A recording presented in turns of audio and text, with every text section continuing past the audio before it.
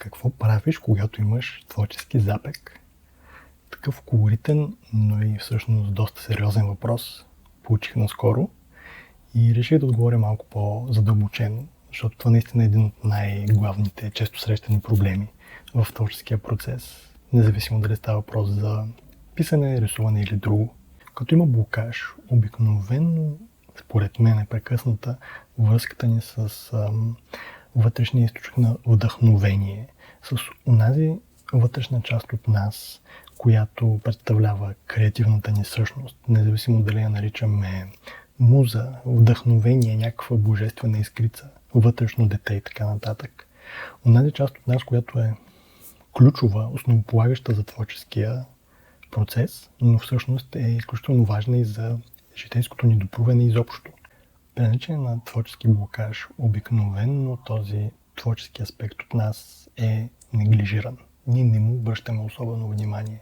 Само изискваме нещо от него, искаме от него, без да предлагаме нещо в замяна, без да му обръщаме внимание. Използваме го като някакъв вид ресурс, суровина. Не мисля, че той е някакъв досаден проблем, някаква тягостна пречка към крайния срок, към финализирането на проекта ни, а напротив, откривам в него една възможност да се обърнем към вътрешния си творчески аспект, да спрем за малко и да попитаме от какво се нуждаеш, как можем да презаредим креативната си енергия, как мога да се погрижа за теб, така както ти се грижиш за мен при нужда.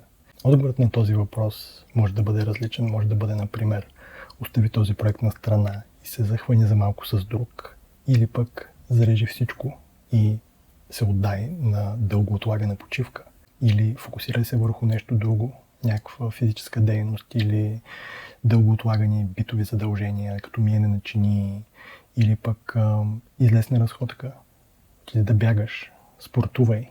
Все дейности, които са така далеч от творческите занимания, но доста успешно успяват да ги презаредят, да напълнят отново този извор на вдъхновение, който е пресъхнал. Наистина, според мен, ключовото в случая е по-скоро да използваме тази възможност да се обърнем навътре, да обърнем поглед навътре и да се опитаме да подновим връзката си с източника на вдъхновение.